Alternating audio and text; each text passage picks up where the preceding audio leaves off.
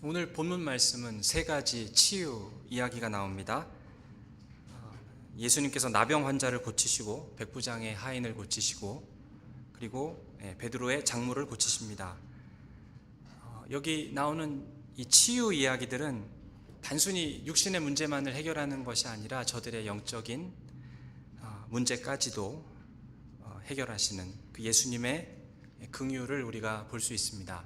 그리고 그 이야기 중간에 나오는 그 사람들의 믿음의 모습을 또한 저희들이 봅니다. 그래서 그 치유를 행하시는 예수님의 은혜와 그리고 그 이야기 속에 나오는 사람들의 믿음을 볼 때 예수님을 믿는 믿음은 어떤 믿음인가, 이런 질문을 해보게 됩니다. 예수님을 믿는 믿음은 어떤 믿음인지 오늘 본문을 통해서 같이 보기를 원합니다. 예수님을 믿는 믿음은 어떤 믿음입니까? 첫째로 예수님의 치료를 믿는 믿음입니다. 예수님은 나병 환자를 고치시는데 이 나병이라는 질병은 참 고약한 질병입니다. 일단은 그 당시에 치료제가 없어서 일단 이 병에 걸리면 치료할 수 있는 방법이 없습니다. 사람들 앞에 설 때마다 입술을 가리고 부정하다를 외쳐야만 했고 절대로 다른 사람과 접촉해서는 안 되는 병이었습니다.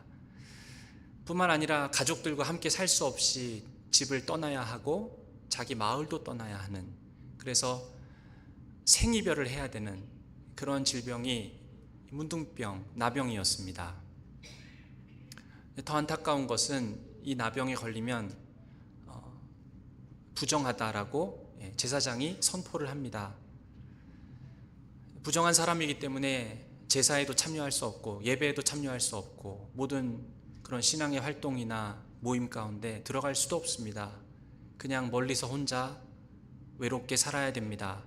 그것이 나병입니다. 예수님께서는 이 나병 환자를 만나는 것으로 8장 말씀이 시작이 됩니다. 산에서 내려오셨다라고 1절에서 말씀하셨는데 이 말은 산상수훈 말씀을 예수님께서 이제 다 마치시고 산에서 내려오시는데 그 말씀을 듣고 많은 사람들이 열광하면서 무리가 주님을 쫓습니다.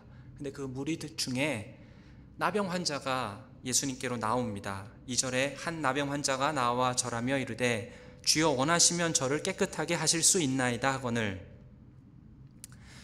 이 나병 환자가 예수님을 어떻게 믿게 되었는지, 어떻게 예수에 대해서 들었는지 저희들은 알 수 없습니다. 그런데 이 나병 환자는 분명히 예수님을 향한 믿음을 갖고 있었습니다. 주께서 원하시면이라 그랬죠. 주여 원하시면. 주님께서 고쳐주시는 것은 문제가 안 됩니다. 주님께서 원하시는지는 제가 모르겠지만 제가 아는 것은 주께서는 저를 반드시 고칠 수 있는 분임을 제가 믿습니다. 저는 주님의 능력을 믿습니다. 주님이라면 저를 깨끗하게 하실 수 있습니다. 이 나병 환자의 믿음은 하나님의 주권과 하나님의 능력을 인정하는 믿음이었습니다. 하나님께서는 우리의 소원을 아시고 우리의 간구를 아시고 우리의 필요를 아십니다. 그리고 하나님의 기뻐하시는 뜻 가운데 우리가 원하는 것들을 들어주시기도 하고, 그러나 모든 주권이 하나님께 속해 있기 때문에 때로는 하나님께서 아니다, 노라고 대답하실 때도 있습니다. 그럼에도 우리는 믿음으로 그 하나님의 주권을 인정합니다. 하나님의 선하신 계획 안에 내가 있음을 믿기 때문에, 하나님 좋으신 분이기 때문에, 그리고 하나님께서는 모든 것에 대한 최후의 결정권을 갖고 계시고 주께 속해 있기 때문에 우리는 그 하나님의 주권을 믿습니다. 또한 하나님의 능력을 믿습니다. 주기도문에서도 이렇게 나타납니다. 뜻이 하늘에서 이루어진 것 같이 땅에서도 이루어지이다. 하나님께서 기뻐하시는 일을 하나님이 행하고 계시다면 주님, 그것으로 저는 만족합니다. 주님의 주권을 믿습니다. 하나님께서 하시는 모든 일은 그것은 선하고 옳습니다. 예수님께서도 겟세마네에서 그렇게 고백했습니다. 나의 원대로 마옵시고 아버지의 원대로 하옵소서. 나병 환자의 예수님께로 나아가는 그 믿음의 모습이 이런 것입니다. 주께서 원하시면 저를 고치실 수 있습니다. 주님이시라면 반드시 고칠 수 있습니다. 원하신다면 얼마든지 고칠 수 있습니다. 근데 그 나병 환자를 보고 예수님께서 뭐라고 하십니까? 3절에 보니까 예수께서 손을 내밀어 그에게 대시며 이르시되 내가 원하노니 깨끗함을 받으라 하시니 즉시 그의 나병이 깨끗하여진지라. 그러면서 이 나병 환자에게 이렇게 손을 대십니다. 나병 환자에게 손을 댄다는 것은 그것은 그 당시에 관습을 어기는 일이었습니다. 사람들은 나병 환자를 싫어했고 가까이 하기도 원하지 않았습니다. 근데 예수님께서는 그런 모든 규칙을 깨시고 이 나병 환자를 만지십니다. 그가 얼마나 외로운지 아셨기 때문에 예수님께서는 그 자비로운 마음을 이기지 못하시고 나병 환자에게 손을 대신 것입니다. 나병 환자에게 손을 대면 손을 만진 사람도 부정해진다라고 생각하고 병을 옮는다라고 생각하지만 예수님은 그런 분이 아닙니다. 예수님께서 손을 대시면 오히려 그 반대의 일이 생깁니다. 예수님의 손에 닿은 사람은 아무리 부정하고 아무리 병든 자라 할지라도 그 예수님의 그 손으로부터 능력과 생명을 공급받게 됩니다. 그리고 4절에 보니까 예수께서 이르시되 삼가 아무에게도 이르지 말고 다만 가서 제사장에게 내 몸을 보이고 모세가 명한 예물을 드려 그에게 입증하라 하시니라. 왜 예수님께서는 기적으로 사람을 치료한 다음에 아무에게도 말하지 말라라고 하셨을까요? 그것은 사람들이 예수님의 사역을 오해할 수 있었기 때문입니다. 예수님께 나아올 때에 병을 낫기 위해서 오는 것보다는 예수님은 저들이 예수님의 말씀과 복음의 메시지를 듣기를 원하셨던 것입니다. 자기 사역의 초점이 사람들의 이해 속에서 이렇게 흐려질까봐 병 낫는 것이나 기적만을 바라보고 예수님께 나오는 사람들이 있을 것 같아서 예수님의 사역의 중심은 말씀이고 복음이다라는 것을 강조하기 위해서 예수님께서는 다른 자들에게 이르지 말라라고 하신 것입니다. 그리고 제사장에게 가서 나은 몸을 보여줘라 라고 했는데 그 이유는 제사장의 선언이 중요하기 때문이지요. 제사장이 문둥병이다 그러면 그 사람은 격리돼야 되는 것이고, 제사장이 문둥병이 다 나았다 그러면 다시 가족에게로 돌아갈 수 있게 되는 것입니다. 그 사회, 그 마을 안으로 들어갈 수 있게 되는 것입니다.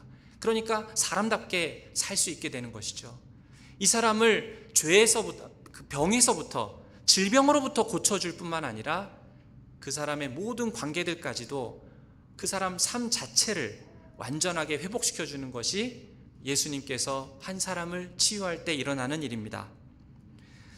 우리가 이 나병 환자처럼 그런 불치병에 걸려 있습니까? 우리가 이 나병 환자 같은 그런 나병에 걸려 있나요? 걸리지 않아 있을 수 있지요. 그러나 우리 모두는 나병보다 더 심각한 불치병에 걸려 있었습니다. 아니면 지금 걸려 있을지도 모릅니다. 그 질병은 무엇입니까? 그 질병은 죄입니다. 죄에 대한 치료제 세상에 있을까요? 죄에 대한 치료제는 세상에 없습니다. 죄는 불치병입니다. 고칠 수 없는 병입니다. 죄라는 이 치명적인 질병, 어떻게 보면 나병보다 훨씬 고약한 질병이지요. 여기로부터 낫는 방법이 있습니다. 그것은 하나님의 구원이 우리에게 임하는 것입니다. 하나님의 구원이 우리에게 임하는 방법은 우리의 믿음을 통해서입니다. 우리의 믿음을 통해서입니다. 주님, 저를 깨끗하게 하실 수 있습니다. 저를 낫게 하실 수 있습니다. 그것이 믿음입니다. 그때 주님께서 우리를 붙잡으셨습니다. 우리가 참 냄새나고 추악한 그런 죄 가운데 있을 때에 주님께서 우리를 붙드시고 안아주셨습니다. 내가 너가 낫기를 원한다. 깨끗함을 입으라. 그래서 우리가 죄로부터 나음을 입은 것입니다. 깨끗함을 받은 것입니다. 용서함을 받은 것입니다. 이 사실을 믿으시기 바랍니다. 믿음은 선물입니다. 우리가 믿겠다고 결정한 그것이 자랑이 될 수 있는 것이 아니고, 우리가 믿기로 결정한 그것은 우리의 공로가 아닙니다. 실제로 믿음이라는 것은 사람이 만들어낼 수 없는 것입니다. 정말 예수님이 믿겨져야 말이죠. 정말 성경을 읽을 때 성경이 나에게 믿어져야 말이죠. 그 믿어지는 일이 내가 만들어내는 감정이 아니라 위로부터 하나님이 주시는 선물입니다. 그런데 이 믿음이란 것은 또한 여전히 우리가 해야 하는 일이기도 합니다. 믿는 사람의 마음을 보면은 내가 믿는다라는 것은 또한 부인할 수 없는 사실입니다. 믿음은 여전히 우리가 해야 하는 일이고 꼭 필요한 일입니다. 우리는 믿어야 됩니다. 믿음을 통해서 우리는 무엇을 경험합니까? 위로부터 우리에게 주시는 하나님의 능력. 그래서 그 믿음을 통해서 위로부터 하나님의 능력을 체험하고 그로 말미암아 우리의 죄의 문제가 해결되는 것입니다. 도대체 얼마나 큰 믿음이 필요한 것일까요? 우리의 죄의 심각함을 바라볼 때, 또 우리가 당면하고 있는 삶의 문제를 볼 때, 우리가 고통 가운데 있는 이 육신의 질병이나 도저히 고칠 수 없는 이런 큰 나병 같은 그러한 상황에 우리가 처해 있다라고 할 때에 도대체 얼마나 큰 믿음을 가져야 우리가 치유될 수 있고 회복될 수 있는 것입니까? 믿음으로 해결하기에는 우리 상태가 참 절망적으로 느껴질 때가 있습니다. 상황이 너무 커 보일 때가 있습니다. 그렇기 때문에 상대적으로 대단한 믿음이 필요할 것 같습니다.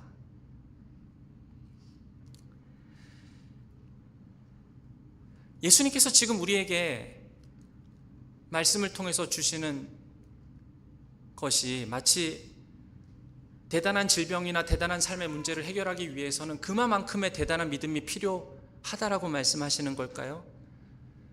도저히 사람의 경험과 지혜로는 감당할 수 없는 그런 일들을 맞닥뜨릴 때에 그만큼의 큰 믿음이 있어야, 오히려 그거보다 더 뛰어난 믿음이 있어야 그 문제가 해결되는 것일까요?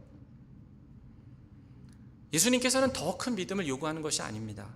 믿음에 있어서 중요한 요소는 내가 얼마나 진실되게 믿느냐, 내가 얼마나 열심히 믿느냐, 지성이면 감천이란 말이 있지요. 그 우리의 믿음의 크기가 중요한 것이 아니라 정말 중요한 것은 믿음의 대상입니다. 우리가 누구를 믿는가? 우리는 하나님을 믿습니다. 하나님께서 능력이 한이 없으심을 믿습니다. 상황이 아무리 커 보인다 하더라도 우리가 믿는 믿음의 대상이 하나님이시고 그 하나님의 능력이 한이 없으시기 때문에, 그렇기 때문에 우리는 우리의 죄를 극복할 수 있고 우리 죄로부터 구원을 받을 수 있는 것입니다. 어떤 종교적인 대단한 열심이나 대단한 경지에 올라야 우리의 문제가 해결되는 것이 아닙니다. 제가 알고 있는 어떤 토론토 교회 목사님이 그런 적이 있었어요. 한 젊은 남자분이 40대 초반인데 암으로 갑자기 죽었습니다. 기가 막힌 일입니다. 그런데 이제 그 부인이랑 그 자녀들이 신앙을 가져보려고 그 교회로 갔어요. 갔는데 남편이 죽은 거를 보고 그 아내가 회개가 부족해서 죽었다 그러답니다. 회개가 부족해서 당신 남편이 죽었으니 회개 더 열심히 하고 살아라. 그거는 그 유가족들을 정말 다시 죽이는 말입니다. 어떤 믿음의 크기나 종교적인 열심으로 우리의 문제를 해결할 수 있다라는 것은, 그거는 예수님이 우리에게 기대하는 것이 아닙니다. 믿음에 있어서 중요한 것은 믿음의 대상입니다. 우리가 누구를 믿는가? 예수님을 우리가 믿는 것이고 하나님을 우리가 믿는 것입니다. 모든 것보다 뛰어나신 하나님, 능력이 많으신 그 하나님을 우리가 믿기 때문에 아무리 큰 문제라도 우리의 믿음의 대상이 하나님이기 때문에 우리는 죄로부터 구원을 받을 수 있었던 것입니다. 우리의 믿음의 대상이 하나님이시기 때문에 우리는 세상을 이기는 사람이 되는 것입니다. 우리의 믿음의 대상이 능력이 많으신 하나님이시기 때문에 산을 옮길 수 있는 그런 믿음이 되는 것입니다. 믿음의 대상이 우리 하나님이심을 믿고 그 하나님의 능력을 믿는 믿음, 그것이 바로 예수 그리스도를 믿는 믿음입니다. 둘째로 예수님을 믿는 믿음은 예수님의 말씀을 믿는 믿음입니다. 이 백부장이라는 사람이 오늘 본문에 등장하는데요, 백부장은 로마의 장교이고 그 밑에는 100명의 군사들이 있습니다. 예수님께 와서 간절히 요청을 하는데 자기 하인이 지금 중풍병에 걸렸다라고 합니다. 7절에 보니까 예수님께서 이럽니다. 이르시되 내가 가서 고쳐주리라. 예수님께서는 이 백부장을 보면서 그 하인을 정말 불쌍히 여겼던 것 같습니다. 그런데 백부장이 하는 말이 8절에 보면은 백부장이 대답하여 이르되 주여 내 집에 들어오심을 나는 감당하지 못하겠사오니 다만 말씀으로만 하옵소서. 그러면 내 하인이 낫겠사옵나이다. 나도 남의 수하에 있는 사람이요 내 아래에도 군사가 있으니 이더러 가라 하면 가고 저더러 오라 하면 오고 내 종더러 이것을 하라 하면 하나이다. 이 백부장은 군대의 장교이기 때문에 이 권위 체계가 어떻게 움직이는지에 대해서 잘 이해하고 있는 사람이었습니다. 그래서 예수님의 권위를 보고 그 권위를 알고 믿고 있었기 때문에 예수님께서 권위 있으신 분이라면 굳이 내 집까지 찾아오실 필요도 없고 그냥 말씀 한마디면 고치실 수 있을 것이다 라고 확신했던 것 같습니다. 10절에 보니까 예수님께서 그 백부장의 믿음을 보고 놀라십니다. 예수께서 들으시고 놀랍게 여겨 따르는 자들에게 이르시되 내가 진실로 너희에게 이르노니 이스라엘 중 아무에게서도 이만한 믿음을 보지 못하였노라. 여기서 놀랐다라는 말씀은 깜짝 놀랐다라는 뜻입니다. 왜냐하면 이 이방인 백부장의 믿음 신앙 때문이었습니다. 이 사람은 이방인인데 어떻게 이스라엘에 있는 어느 누구보다 하나님을 향한 이 신앙이 더 좋단 말인가? 난 이런 믿음을 본 적이 없다. 그러면서 예수님께서는 11절과 12절 말씀을 주십니다. 이방인들이 주께로 돌아오는 일이 있을 것이다.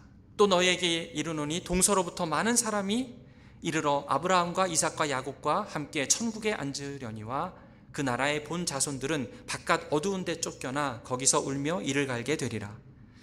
이 말씀은 먼 미래에 이방인들의 많은 수가 천국에 가서 아브라함과 이삭과 야곱과 함께 다스리며 왕노릇하리라. 그것을 예수님께서 보여주십니다. 미리 예언하십니다. 어떤 사람이든지 그 사람이 유대인이든 이방인이든 상관없이 예수 그리스도를 믿는 믿음이면은 누구든지 천국에 갈 수 있다라는 의미입니다. 그러니까 누구든지 믿음이 중요하다라는 것입니다. 그리고 나서 이런 약속을 주십니다. 13절에 보니까 예수께서 백부장에게 이르시되 가라 내 믿은 대로 될지어다 하시니 그 즉시 하인이 나으니라. 예수님의 말씀입니다. 예수님께서 말씀하셨기 때문에 성경은 뭐라고 하고 있습니까? 그 순간에 그 즉시 하인이 나으니라. 이것은 무엇을 말합니까? 그 입술로부터 나오는 예수님의 그 말씀이 그 사람의 병을 고쳤다는 것입니다. 그 말씀에 능력이 있다라는 뜻입니다. 예수님의 말씀은 확실하고 틀림이 없는 말씀입니다. 사랑하는 여러분, 우리가 얼마나 하나님의 말씀을 알고 하나님의 약속을 믿고 신뢰하고 있습니까? 말씀을 읽으면서 이 말씀이 참 진실이구나, 진리구나, 이 말씀대로 정말 나의 삶 가운데 이루어지겠구나, 이 약속은 정말 참이구나, 그것을 알고 사는 것은 큰 복입니다. 믿는 사람들 중에는 신앙의 체험을 중요하게 생각하는 분들도 있습니다. 어떤 특별한 신앙의 체험, 저희들도 그런 신앙의 체험들을 갖고 있습니다. 많지 않고 자주는 아니지만 그러나 기억나는 그런 신앙의 체험들이 있습니다. 기도할 때 하나님께서 성령으로 내 마음 가운데 부어주시고 귀가 열리고 눈이 열리면서 말씀이 깨달아지기 시작하고, 또 어떤 집회에 참석하거나 아니면 부흥회에 가거나 아니면 기도원에 올라가거나 정말 하나님께서 내 마음속에 평강과 확신과 그리고 약속을 믿고 붙잡을 수 있는 그런 믿음을 주시고, 심지어는 육신적으로 회복되고 치유되는 그러한 것들을 경험한 분들도 있습니다. 그 은혜 받은 체험들이 있기 때문에 우리가 또 신앙생활 하는 것이죠. 중고등부 때 함께 신앙생활 하면서 은혜 받았던 기억, 그리고 수련회나 아니면 컨퍼런스에 우리가 자녀들을 보내는 것도 특별한 하나님의 은혜와 체험이 있기 때문에 보내는 것입니다. 다 좋은 것입니다. 그런데 그 체험만 의지한다면 우리가 이 믿음의 길을 걸어가는 데는 한계가 있습니다. 체험과 경험만으로는 믿음의 길을 걸어가기가 힘듭니다. 우리에게 필요한 것은 하나님의 말씀입니다. 말씀으로부터 지속적으로 공급되는 그런 힘, 말씀으로 오는 평강과 마음의 깨달음이 필요합니다. 말씀이 참 진리이고 말씀을 읽을 때마다 이것이 정말 참이구나 라고 믿는 그런 믿음, 그리고 그 말씀이 어느 날 내 마음을 비추기 시작하고 내 마음 가운데 있는 것들을 돌아보고 하나님께서 내 마음을 치료하시고 고쳐주시고 때로는 인도하시고 때로는 책망하시고 때로는 변화시키시는 그런 경험들, 말씀을 읽을 때 우리 가운데 일어나는 일들입니다. 물론 하나님께서는 강한 은혜와 체험을 허락해 주실 때도 있습니다. 근데 그 강한 체험을 경험하는 것이, 저희가 매일 새벽마다 새벽 기도를 하지만 늘 정말 하늘문이 열리고 체험을 깊이 우리가 하게 되지는 않는 것 같습니다. 무슨 공식이 있어서 이렇게 하면 성령을 체험할 수 있다, 그런 것도 없는 것 같습니다. 그런데 분명한 것은 오늘 우리에게 주시는 하나님의 말씀을 들고 펴서 읽기 시작할 때에 그때 우리는 그 하나님의 말씀을 의지할 수 있습니다. 그리고 우리가 이 말씀을 지금 이 땅에서 읽지만 나중에 천국에 가면 그 말씀 자체이신 예수님과 우리는 만나게 될 것입니다. 그리고 그 예수님과 평생 말씀 자체이신 예수님과 함께 거할 것입니다. 지금은 그러나 우리가 이 땅에서는 하나님의 말씀을 따라서 하루하루 삽니다. 예수님께서도 광야에서 기적을 통해서 돌들이 떡으로 변하는 것을 예수님께서 바라셨던 것이 아니라 뭐라고 하셨습니까? 사람이 떡으로만 살 것이 아니요 하나님의 입으로부터 나오는 모든 말씀으로 살 것이라. 성경이 우리에게 말씀하신 대로 우리의 삶 가운데 이루어질 것을 믿으십니까? 하나님께서 말씀하셨으니까 그 말씀에 능력이 있기 때문에 정말 그 말씀이 내 삶 가운데 이루어지는 것을 믿고 계십니까? 예수님을 믿는 믿음은 성경을 믿는 믿음입니다. 지금 저희 마태복음 계속 같이 읽어 나가시면서 필사하고 계시죠? 지난주까지 산상수훈 했는데 오늘부터 8장입니다. 이번 주에 8장 1절부터 17절까지 계속 쓰시는 것입니다. 그리고 이 마태복음 강의가 끝날 때는 저희가 다 같이 필사한 것을 가지고 주시면 소정의 상품이 있겠습니다. 말씀하신 것이 그대로 이루어지는 것을 믿습니다. 그것이 예수님을 믿는 믿음입니다. 근데 이것이 백부장이 깨달은 교훈입니다. 예수님께서 그렇게 말씀하신 것이죠. 예수님께 그렇게 백부장이 말한 겁니다. 주님, 저희 집까지 오실 필요 없습니다. 그냥 말씀만 하옵소서. 주님 말씀하시면 종이 나을 것입니다. 저는 예수님의 말씀에 힘을 압니다.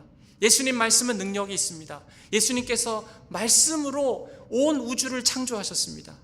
예수님께서 빛이 있으라 라고 말씀하셨기 때문에 그 말씀 때문에 빛이 창조되었습니다. 하늘과 땅의 모든 권세가 주님께 주어졌음을 나는 믿습니다. 주님 말씀만 하옵소서. 그렇게 이루어질 줄로 믿습니다. 이것이 백부장의 믿음이었습니다. 이런 백부장의 믿음을 보면서 주님께서 놀라신 것입니다. 주님께서는 나병 환자를 만지셨던 것처럼 그 집까지 찾아가서 백부장의 하인을 만나고 그 손을 얹어주셔서 고치신 것이 아니라 어떻게 고치셨다고요? 그냥 말씀으로. 그렇게 말씀을 하셨더니 백부장의 하인은 낫게 됩니다. 치료가 임했던 것이죠. 이것이 우리 그리스도인이 갖고 있는 믿음입니다. 어린 사무엘이 하나님의 음성을 듣기 위해서 이렇게 했습니다. 말씀하옵소서. 주님, 종이 듣겠나이다. 하나님의 말씀은 우리의 삶을 변화시키는 능력이 있습니다. 하나님께서 말씀하셨기 때문에 그대로 내 삶 가운데 이루어지는 것을 믿는 그 믿음, 말씀을 의지해서 사는 믿음이고 말씀을 의지해서 하루하루 걸어가는 믿음입니다. 말씀대로 이루어지는 것을 믿나이다. 그것이 예수 그리스도를 믿는 믿음입니다. 세 번째로 예수를 믿는 믿음은 예수님의 구원을 믿는 믿음입니다. 14절에서 15절에서는 예수님께서 백부장의 장모를 고치십니다. 예수께서 베드로의 집에 들어가사 그의 장모가 열병으로 앓아 누운 것을 보시고 그의 손을 만지시니 열병이 떠나가고 여인이 일어나서 예수께 수종들더라. 그리고 16절을 보면은 저물매 사람들이 귀신 들린 자를 많이 데리고 예수께 오거늘 예수께서 말씀으로 귀신들을 쫓아내시고 병든 자들을 고치시니, 예수님께서는 이 병든 자들을 고치시고 또 귀신 들린 사람들을, 귀신을 쫓아내십니다. 자, 그런데 이 모든 일을 행하신 다음에, 그리고 이 마태복음 8장에 기록되어 있는 이 치유 기사들에 대해서 마지막으로 마태가 결론을 내립니다.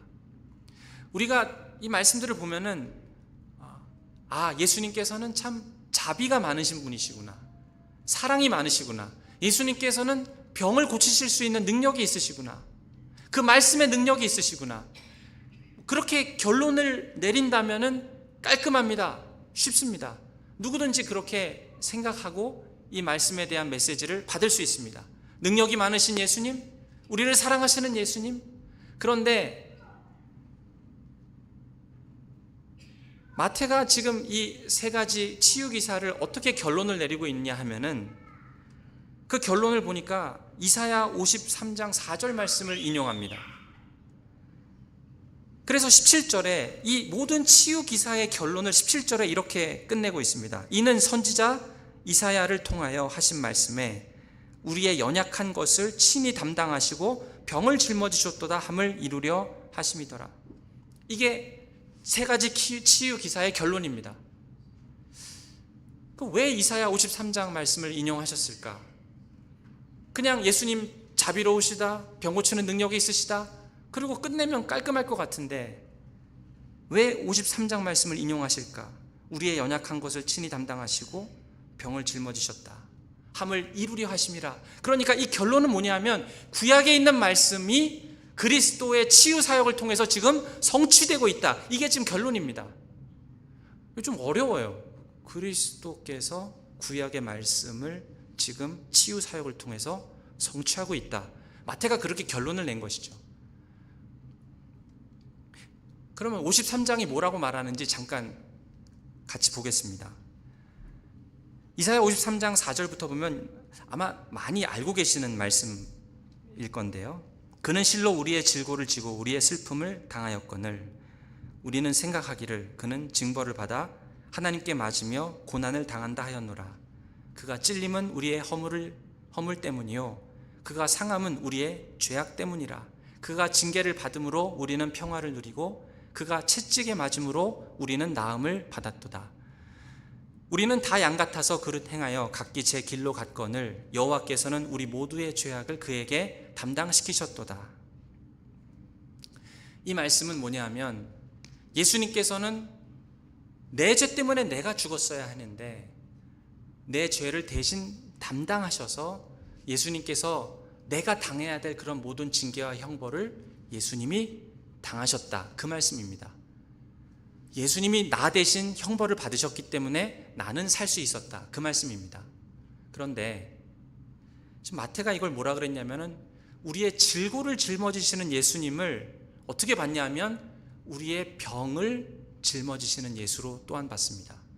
이게 무슨 말이냐면, 예수님께서 우리의 질고와 우리의 짐을 짊어지시고 우리의 모든 죄의 멍에를 다 짊어지실 때에 우리의 병까지 짊어지셨다라는 말입니다.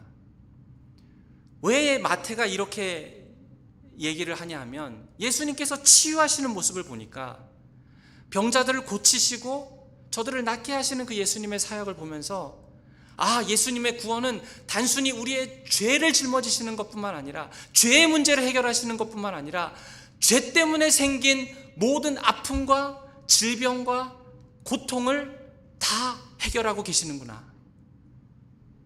예수님께서 지금 치유하고 계시는 그 사역을 이사야에서 예언했던 그 선지자의 예언이 예수님의 치유 사역을 통해서 지금 이렇게 성취되고 있구나. 죄를 해결해 주실 뿐만 아니라 죄 때문에 파생되는 모든 결과들까지도 예수님께서는 지금 해결하고 계시는구나. 그런 의미에서 지금 구약 이사야 53장 말씀이 그리스도의 사역을 통해 성취되고 있다. 마태는 그렇게 결론을 내립니다.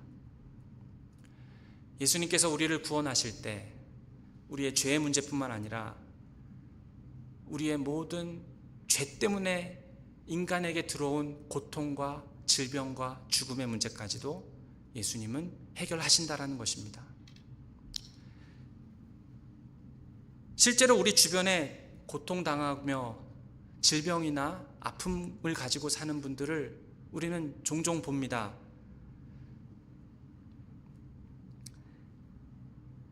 그런 질병과 고통과 죽음, 그리고 그 결과 때문에 생기는 슬픔과 아픔은 이 세상에 존재하는 것들입니다.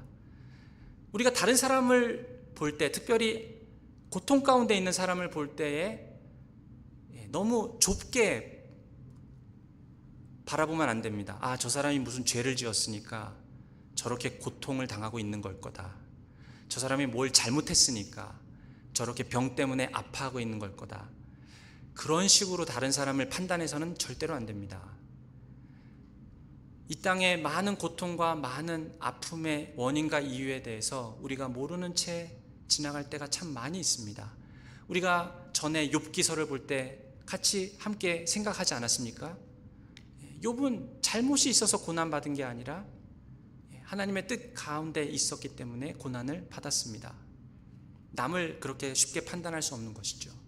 그럼에도 불구하고 우리의 삶 속에 있는 질병과 고통과 아픔은 다 이 땅에 죄가 들어왔기 때문에 생긴 결과들입니다. 우리가 병에 걸리고 죽음을 맞이해야 되는 이유는 인류 가운데 죄가 들어왔기 때문입니다. 아담이 하나님 앞에서 범죄했기 때문에 이 땅에 고통과 아픔이 찾아온 것이죠. 그래서 바울은 로마서 5장 12절에서 이렇게 말했습니다. 그러므로 한 사람으로 말미암아 죄가 세상에 들어오고 죄로 말미암아 사망이 들어왔나니 이와 같이 모든 사람이 죄를 지었으므로 사망이 모든 사람에게 이르렀느니라. 아담이 범죄했을 때 이 땅에 죄만 들어온 것이 아니라 뭐가 들어왔다고요? 죄 때문에 파생되는 결과들로서 아픔과 질병과 고통과 슬픔과 사망이 들어왔습니다. 로마서 8장 22절은 또 이렇게 말합니다. 피조물이 다 이제까지 함께 탄식하며 함께 고통을 겪고 있는 것을 우리가 아느니라. 피조물, 인간뿐만 아니라 짐승들과 모든 자연세계가 신음하고 고통하고 있다 그럽니다. 왜 그렇습니까? 아담으로 인해서 죄가 이 세상에 들어왔기 때문에. 그런데 그것이 전부가 아닙니다. 이 세상 끝이 오면, 마지막 날이 되면은 하나님께서는 우리 몸을 구속해 주실 것입니다. 그날이 되면 새 하늘과 새 땅에서 우리는 모두 예수 그리스도를 만나게 될 것입니다. 그때 우리가 가지고 있는 모든 죄의 문제들은 다 도말하여 없어질 것이고, 우리 몸에 가지고 있는 모든 연약함과 질병과 아픔과 고통들도 다 사라질 것이고, 그 새하늘과 새 땅의 시간이 오면 예수님을 우리가 만날 터인데, 그때 주님은 우리의 눈에서 모든 눈물을 씻어줄 것이고 우리를 위로해 주실 것입니다. 그것이 바로 그리스도의 구속, 예수님의 구원 사역이 완성되는 날입니다. 이 모든 일들이 가능하게 되는 것, 왜 가능하게 됐을까요? 예수님께서 구약의 예언을 성취하셨기 때문입니다. 마태는 그걸 본 겁니다. 아, 예수님께서 구약에서 예언하였던 그 메시아로 오셔서 메시아가 해야 되는 그 사역을 지금 예수님께서는 치유하시면서 행하고 계시는구나. 마태가 깨닫고 그 치유 사역들을 눈으로 목격한 후에 예수님은 지금 메시아로서 이 모든 일을 하시고 있다라고 결론을 내린 것입니다. 하나님께서는 저와 여러분을 사랑하셔서 예수 그리스도를 이 땅에 보내셨습니다. 근데 예수께서 십자가에서 죽으실 때 담당하신 것이 있습니다. 우리의 질고를 담당하셨습니다. 예수님께서 우리의 죄를 담당하시고 십자가에서 죽으셨습니다. 그런데 예수님께서 십자가에서 죽으실 때 우리의 죄만 담당한 것이 아닙니다. 하나님께서는 예수님한테 암을 그 예수님 몸에다가 쏟아 부으셨습니다. 심장병을 쏟으셨고,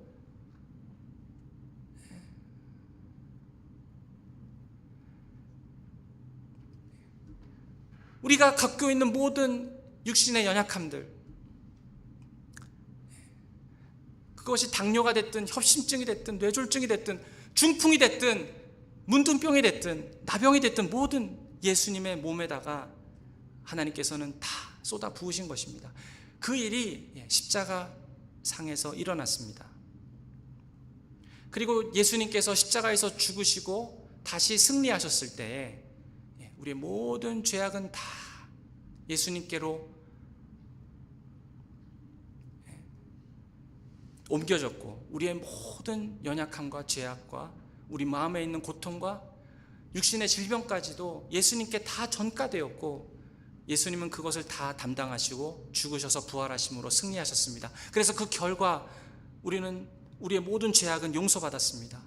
그리고 예수님께서는 육신의 모든 질병을 다 이기시고 그리고 깨끗하게 하셨습니다. 그 죄의 결과들까지도 예수님께서는 다 제거하신 것입니다. 정말 그것이 사실이라면 왜 사람들은 지금도 병에 걸려 있는 사람이 있습니까? 예수님께서 십자가에서 그 질병까지도 다 질고를 짊어지시고 죽으셨으면 그럼 죄와 그 죄의 결과인 질병들까지도 다 해결하셨어야 됐는데, 왜 지금 내가 아는 우리 식구들 중에 우리 아버지, 우리 어머니, 또 내 아내와 남편, 왜 지금 질병 때문에 고통을 받고 있는 것입니까? 왜 이 세상에는 여전히 아픔이 있고 고통이 있습니까? 왜 죽게 됩니까? 그 이유는 우리가 예수를 믿고 나서 또 죄를 짓는 이유와 똑같은 이유입니다. 우리가 예수님을 믿지만 또 죄를 짓지 않습니까? 같은 이유입니다.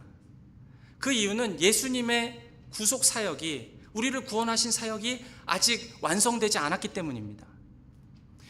그 예수님의 우리를 구원하시는 그 구속 사역이 언제 완성되는가? 우리가 나중에 천국에 가서 예수 그리스도를 만날 때, 그때 완성이 됩니다. 우리가 예수님을 만날 때, 그 영원토록 예수님과 함께 천국에서 살게 될 때에는 더 이상 죄의 유혹이 없습니다. 죄 때문에 우리가 아파해야 할 이유가 없습니다. 죄 없는 그런 영원한 생명을 누리게 됩니다.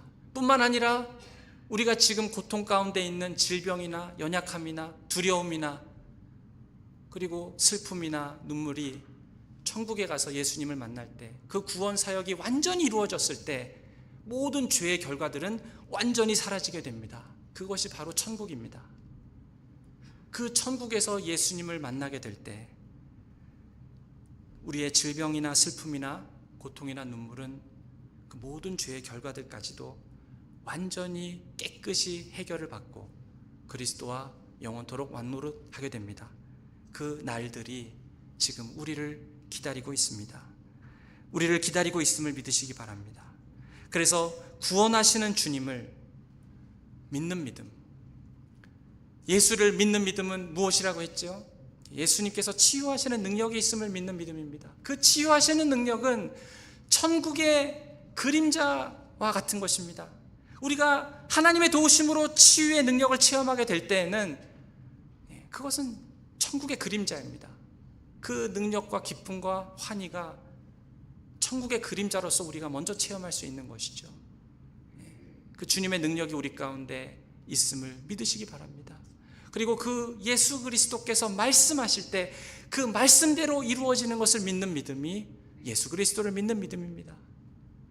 그래서 우리는 늘 말씀을 읽고 그 말씀을 의지해서 삽니다. 그리고 예수를 믿는 믿음은 마지막으로 우리를 구원하시는 그 예수의 구원이 이미 이루어졌고 그리고 온전히 완성될 것을 믿는 믿음입니다. 저 천국에서 주님을 만나보게 될 때에 우리의 모든 아픔과 우리의 죄와 그리고 질병과 연약함들이 다 떠나가고 온전하게 그리스도와 같은 모습으로 그의 얼굴을 보게 될 것입니다. 그것이 우리 믿는 사람들이 가지고 있는 소망입니다. 그 소망으로 이번 주를 그렇게 믿음으로 사시는 저와 여러분 되시기를 축원드립니다.